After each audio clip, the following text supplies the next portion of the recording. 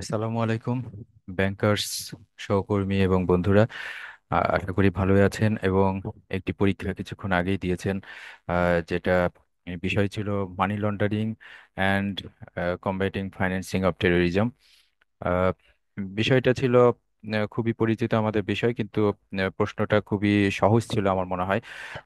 তবে বেসিক জিনিস বারবারই একটু রিপিটিশনও ছিল। আহ, তবে বিভিন্ন ভাষায় ভাষাটা চেঞ্জ করে রিপিটিশন ছিল। আপনারা সবাই ভালো করেছেন আশা করি, এবং বেশি সংখ্যক পরীক্ষা দিয়েছেন আশা করি। তো আমি ভিডিও তৈরি করতে যাচ্ছি যাতে আপনারা ভিডিওটা দেখে এই বিষয়গুলো আরেকটু ক্লিয়ার হতে পারেন এবং মনে রাখতে পারেন। তো আমরা শুরু করতে যাচ্ছি আমাদের আজকের ভিডিও। আহ, বিষয়টা হলো anti money laundering and combating the financing of terrorism.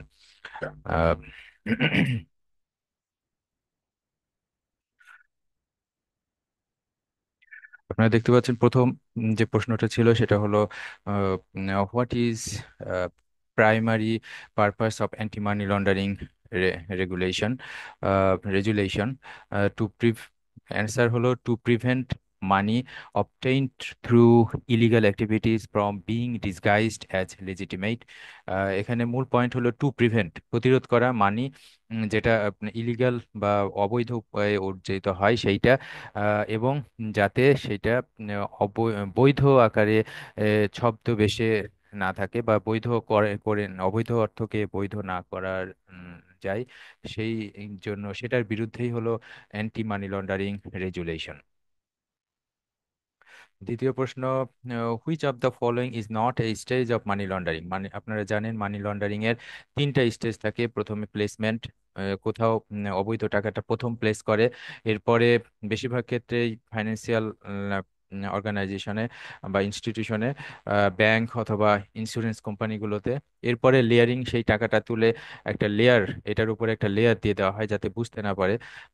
মানে জমি বা গাড়ি বাড়ি ওই টাকা দিয়ে কিনে সেই টাকাটা সেই গাড়ি বাড়ি আবার বিক্রি করে বা জমি বা বাড়ি বিক্রি করে আবার বৈধ উপায়ে, বৈধ মনে হয় যেন বৈধ একটা ব্যবসাতে কাজে লাগায়। এরকম একটা সেটাকে বলে ইন্টিগ্রেশন, মানে ইন্টিগ্রেট করে অর্থনীতিতে ঢুকে যাওয়ার চেষ্টা করে। এবং ঢুকে যায় ইন্টিগ্রেশনের প্লেসমেন্ট এবং প্লেসমেন্টে এই মানি লন্ডারিংটা যতখানি ধরা সহজ, লেয়ারিং হলে লেয়ারিং এর পরে কিন্তু মানি লন্ডারিংটা বুঝতে পারা খুবই কঠিন এবং এটা আসলে বোঝাও যায় না। তো যাই হোক, এই তিনটাই হলো তিনটা স্টেজ, কিন্তু অথেন্টিকেশন অথেন্টিকেশন এইটা কোনো স্টেজ না। সুতরাং অথেন্টিকেশন হলো সঠিক answer. Which international organization develops global AML and CFT standards. International অর্গানাইজেশনটার নাম হলো ফাইন্যান্সিয়াল অ্যাকশন টাস্ক ফোর্স বা এফএটিএফ। আপনারা জানেন এফএটিএফ এর 40টি সুপারিশ আছে, যেটার মাধ্যমে যেটাকে অনুসরণ করে আমাদের এই কার্যক্রম অ্যান্টি মানি লন্ডারিং এবং কম্ব্যাটিং দ্য ফাইন্যান্সিং অফ টেরোরিজমের কার্যক্রম আমাদের দেশে প্রচলিত আছে বা পরিচালিত হচ্ছে। What is a suspicious activity report, SAR, suspicious activity report. আপনারা সাসপিশিয়াস অ্যাক্টিভিটি রিপোর্ট বা এসটিআর যেটা বলেন, কাছাকাছি জিনিস। তো অ্যাক্টিভিটি, তো অ্যান্সারটা হলো যে a document submitted by financial institutions when suspicious transaction are detected. অনেক সময় এই ট্রানজেকশনের জায়গায় কোনো অ্যাক্টিভিটিসও হতে পারে। তো সাসপিশাস অ্যাক্টিভিটি রিপোর্ট টা অন্যভাবে দেওয়া হয়, আমরা কিন্তু সাসপিশাস ট্রানজেকশন রিপোর্ট দিই, এসটিআর দিই। তো যাই হোক, অ্যাক্টিভিটি হলো কোনো অ্যাক্টিভিটি যেটা আপনি পেপার পত্রিকায় পাবেন, সেটা হলো অ্যাক্টিভিটি। বা অন্য কোনো কাজ, ট্রানজেকশন ছাড়া অন্যান্য কাজ, আর ট্রানজেকশন যদি হয় সেটা সাসপিশাস ট্রানজেকশন রিপোর্ট। এবং দুইটা মিলিয়ে আবার অ্যাক্টিভিটি, ট্রানজেকশনও তো এক ধরনের অ্যাক্টিভিটি আর কি। Which of the following is a common indicator of terrorist financing. Common indicator হলো small frequent transactions to unrelated individuals or entities, unrelated, এইটাই ইম্পর্টেন্ট একটা পয়েন্ট। এবং যাতে বুঝতে না পারে এই জন্য ছোট ছোট ট্রানজেকশনের মাধ্যমে এই লেনদেনটা করে থাকে। What is know your customer বা কেওয়াইসি। কেওয়াইসি হলো a set of procedures to verify the identity of clients. মানে ক্লায়েন্টসের পরিচিতিটা গ্রহণের প্রক্রিয়া, এ সেট অফ প্রসিজার্স, প্রক্রিয়াগুলো একসাথে বলে know your customer. What role do politically exposed persons or PEPs play in AML or PFT efforts? এখানে PFT মানে হলো prevention terrorist financing, prevention terrorist financing. বিভিন্ন জায়গায় বিভিন্ন শব্দ অনেক সময় ব্যবহার করছে, কিন্তু একই মিনিংটা একই। যাই হোক, এটার অ্যান্সার হলো এই প্রশ্নটা আগে বুঝি। পলিটিক্যাল এক্সপোর্ট পার্সনটা কি রোল প্লে করে এই এমএল অ্যান্ড পিটিএফ এফোর্টসে, কি রোল প্লে করে আসলে? দে require they require enhanced due diligence due to their risk of involvement in corruption or financial crimes. আহ, এই যে এখানে আসলে প্রশ্নটা হলো যে পেপস যে রোলটা প্লে করে, যে সেইটার সাথে এই আমাদের আমাদের কার্যক্রমটা কি হয়, সেইটা আসলে প্রশ্নটা ছিল। প্রশ্নটা একটু অন্যরকম হয়ে গেছে। দে রিকোয়ার, তাদের প্রয়োজন, মানে রিকোয়ার মানে হলো যে তাদেরকে আইডেন্টিফাই করার জন্য আমাদের প্রয়োজন ইনহ্যান্স ডিউ ডিলিজেন্স নেওয়া। কারণ তারা এই করাপশন এবং ফাইন্যান্সিয়াল ক্রাইমসের ইনভলভ থাকতে পারে, রিস্ক আছে, এই ঝুঁকিটা আছে। তো পলিটিক্যাল এক্সপোর্ট পার্সনের সাথে এই ঝুঁকিগুলো থাকার কারণে আমরা ইনহ্যান্স ডিউ ডিলিজেন্সটা নিব। ইনহ্যান্স ডিউ ডিলিজেন্স মানে অতিরিক্ত সাবধানতা অবলম্বন করব, বা অতিরিক্ত সাবধানতা মানে অতিরিক্ত কাগজপত্র বা অতিরিক্ত তথ্য আমরা সংগ্রহ করে নিব, সেটা হলো enhance due diligence. Which of the following is a red flag for money laundering in a corporate account? Corporate অ্যাকাউন্টে মানি লন্ডারিং এর রেড ফ্ল্যাগ নিজের নিচের কোনটি? Transactions with entities in high risk jurisdictions without clear business jurisdiction, মানে একটা বিজনেসের সাথে high risk কোনো বিজনেসের যে ট্রানজেকশনটা, সেইটা সেটাই হলো রেড ফ্ল্যাগ। মানে আবার কারণটাও বোঝা যাবে না, ক্লিয়ার বিজনেস জুরিসডিকশনটা কার কাছে যাচ্ছে সেটা বোঝা যাচ্ছে না, কি ধরনের প্রতিষ্ঠান সেটা বোঝা যাচ্ছে না। এইটা হলো একটা রেড ফ্ল্যাগ, মানে খুবই সতর্ক হতে হবে এই বিষয়ে। What are what are two types of activities that are portrayed by terrorist financing? Terrorist financing এর দ্বারা what are the two types of activities? Terrorist financing কে পোর্ট্রেইট মানে চিত্রায়িত করে বা বোঝানো হয় কোন দুইটি কাজের দ্বারা? আমরা দেখি, প্রথমটা হলো financing of operational terrorist cells, raising funds needed to fund terrorist activities. Terrorist অ্যাক্টিভিটিসে ফান্ড সাপ্লাই দেওয়ার প্রয়োজনীয় ফান্ড সাপ্লাই দেওয়া বা বাড়ানো। আর financing of operational terrorist cells, টেরোরিস্টের গ্রুপগুলোকে টাকা দেওয়া। এই দুইটাই হলো এটা এই অ্যাক্টিভিটিস টেরোরিস্ট ফাইন্যান্সিং এর। এরপরেরটা হলো dash is the transfer of funds between two distance geographical regions with no immediate physical transfer of the funds. Dash হলো একটা ফান্ডের একটা ট্রান্সফার পদ্ধতি দুইটা দূরবর্তী জিওগ্রাফিক্যাল রিজন, ভৌগোলিক এলাকার, দুইটি ভিন্ন ভৌগোলিক এলাকার মধ্যে, with no immediate physical transfer, যেখানে ইমিডিয়েট সাথে সাথেই ফিজিক্যালি টাকা মানে ফান্ডটা ট্রান্সফার হবে না, অন্যভাবে একজন এজেন্ট থাকবে আরেকজন এজেন্ট থাকবে, অনেকটা হুন্ডি আসলে এটা। ইংরেজিতে এটা হাওয়ালা, বা এইটা কিন্তু আসলে আরবি থেকে এসেছে সম্ভবত। এই শব্দটা ইন্টারন্যাশনালি এটা পাওয়া যাচ্ছে, এই কারণে এই কোয়েশ্চেনটা করেছি, হাওয়ালা বা হুন্ডি। যাই হোক, ড্যাশ হলো অর্থের অবৈধ উৎস গোপন করার উদ্দেশ্যে উহা হস্তান্তর, রূপান্তর ও স্থানান্তর প্রক্রিয়া।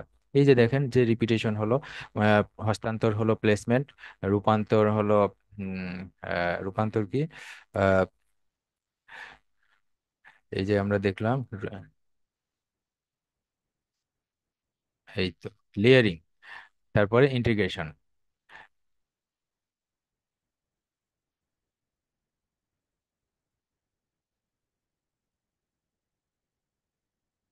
হস্তান্তর, এই যে প্লেসমেন্ট, রূপান্তর, স্থানান্তর, আর আর এই প্রক্রিয়াগুলো মাধ্যমে অবৈধ অর্থ, অবৈধ উৎস থেকে উপার্জিত অর্থ গোপন করি এবং আমরা অর্থনীতিতে বৈধ আকারে চালু করার চেষ্টা করি, সেটাই হলো মানি লন্ডারিং। মানি লন্ডারিং কালো টাকা ধুয়ে সাদা করার প্রক্রিয়াটা। FATF means financial action task force, আবার রিপিটেশন, এটা হয়তো আপনারা জানেন। ফাইন্যান্সিয়াল অ্যাকশন টাস্ক ফোর্স, যেটা 40টা সুপারিশ দিয়েছে এবং অ্যান্টি মানি লন্ডারিং এবং টেররিস্ট ফাইন্যান্সিং এর বিরুদ্ধে অনেকগুলো সুপারিশ, যেটার মাধ্যমে আমরা আইন ফলো করে আমরা আইন এবং সার্কুলার গুলো দিয়ে থাকি। 13 নম্বর প্রশ্ন, যে কাস্টমারের ব্যাংকে কোনো অ্যাকাউন্ট নেই তাকে কি বলে? ওয়াক ইন কাস্টমার, কিন্তু সার্ভিস নিতে এসছেন, অ্যাকাউন্ট নাই কিন্তু সার্ভিস নিতে এসছেন, তাকে বলে ওয়াক ইন কাস্টমার। যে ব্যাংকে যে ব্যাংক যে দেশে নিবন্ধিত সে দেশে তার কোনো কার্যক্রম নেই তাকে কি বলে? শেল ব্যাংক, এটা মনে রাখবেন, এটাকে বলে shell bank. What is money laundering, আবার একটা রিপিটেশন আমরা পেলাম, কিন্তু ভাষাটা অন্য। মানি লন্ডারিং কি? Conversion of illegally obtain money into legitimate assets. Conversion of illegally obtained money to legitimate assets. Illegally মানে অবৈধভাবে উপার্জিত অর্থকে বৈধ সম্পদে পরিণত করা, এটাই হলো money laundering. Which authority oversees AML compliance in Bangladesh? কোন অথরিটি বাংলাদেশে এই কমপ্লায়েন্স কমপ্লায়েন্স করে, এএমএল কমপ্লায়েন্স করে, কমপ্লায়েন্স গুলো দেখাশোনা করে, oversee? Bangladesh financial intelligence unit, BFIU. BFIU, what is the purpose of KYC know your customer in banking? এটাও একটা রিপিটেশন কিন্তু ভাষাটা আলাদা। যাই হোক, to verify the identity of customers and assess risk. To verify the identity of customers, কাস্টমারের আইডেন্টিটা verify করি মানে যাচাই করি, অ্যান্ড অ্যাসেস রিস্ক এবং রিস্ক গ্রেডিং করি, রিস্ক গ্রেডিং করি, কাস্টমারের রিস্ক গ্রেডিং করি, তাই না? How many stages are there in money laundering process? আমরা জানি তিনটা, three. which is not a common indicator of money laundering in Bangladesh? বাংলাদেশে কমন ইন্ডিকেটর না কোনটা মানি লন্ডারিং এর? অন্যগুলো দেখি। ফ্রিকোয়েন্ট লার্জ ক্যাশ ট্রানজ্যাকশনস, এটাও আমরা যেটা 10 লাখ হলে সিটিআর করি, ক্যাশ ট্রানজ্যাকশন রিপোর্ট। তারপরে আনএক্সপ্লেইনড সোর্স অফ ফান্ডস, কোথা থেকে টাকাটা আসলো সেটা ব্যাখ্যা করা যাচ্ছে না। আরেকটা হলো use of shell companies for transaction, shell কোম্পানিগুলোতে ট্রানজ্যাকশন হচ্ছে, কিন্তু কনসিস্টেন্ট অ্যান্ড কনসিস্টেন্ট মানে যুক্তিসঙ্গত এবং উম, উম, ধারাবাহিকভাবে যেটা যুক্তিসঙ্গত, যেটা তে আসলে সমস্যা মনে হয় না সেটা, এবং ছোট মান্থলি সেভিংস ডিপোজিট। এটা তো স্বাভাবিক ব্যাপার, প্রতিটা মানুষ তার কিছু সঞ্চয় ব্যাংকে রাখবে, এটা স্বাভাবিক। কিন্তু অন্য তিনটা হলো অস্বাভাবিক, এই জন্য ওগুলো মানি লন্ডারিং এর সাথে জড়িত, আর এটা মানি লন্ডারিং এর সাথে জড়িত না, এটা স্বাভাবিক। What does combating the financing of terrorism aim to prevent? Combating the financing of টেরোরিজমটা কি করে, কি aim? Financing terrorist organization activities, financing terrorist organization and activities. Prevent করে, কি প্রিভেন্ট করে? Financing terrorist organizations and activities, organization এবং অ্যাক্টিভিটিজে অর্থায়ন করা থেকে প্রতিরোধ করে। Which document is crucial for monitoring financial activities related to terrorism? এইটা হলো এই যে সাসপিশিয়াস ট্রানজ্যাকশন রিপোর্ট, এর আগে যেটা দেখালাম যে সাসপিশিয়াস অ্যাক্টিভিটি রিপোর্ট, এসএআর, অথবা সাসপিশিয়াস ট্রানজ্যাকশন রিপোর্ট, এইটাই আমরা মূলত করে থাকি। আর এসএআরটা হলো যখন কোনো ঘটনা ঘটবে বা ওই জাতীয় কোনো বিষয় আপনাদের চোখে পড়বে তখন এসএআর করতে হতে পারে। Which document is crucial for monitoring financial activities? Monitoring financial অ্যাক্টিভিটিসটা হলো এসটিআর, মানে আর্থিক লেনদেনের ঘটনা, অস্বাভাবিক আর্থিক লেনদেনের ঘটনাটা হলো এসটিআর, এই রিপোর্টটা করতে হয়। What is the role of United Nations in combating terrorism financing? এই যে অন্য ভাষাতে আমরা কিন্তু একটা, এটা নতুন প্রশ্ন যদিও, ইউনাইটেড নেশনস এর ভূমিকা কি? ইউনাইটেড নেশনস কি করে? Imposing sanctions and monitoring global compliance. Global কমপ্লায়েন্সটা দেখে এবং স্যাংশন দেয় যে এই লোকের বিরুদ্ধে কোনো অ্যাকাউন্ট রাখা যাবে না, অথবা অ্যাকাউন্ট আছে কিনা সেটা সার্চ দেয়। এইরকম আমরা সেটা আবার সার্চ দিতে পারি। সেই স্যাংশনগুলো সার্চ দিয়ে থাকি আমাদের সফটওয়্যারের মাধ্যমে। Which law governs anti terrorism financing in Bangladesh? Which লটা কি? Anti terrorism act 2009। পরবর্তীতে কিছু অ্যামেন্ডমেন্টও হয়েছে, কিন্তু মূলটা হলো 2009, তাই না? What is one of the red flags of terrorism financing in Bangladesh? Multiple small transactions link to suspicious accounts. এই প্রশ্নটাও রিপিটেশন।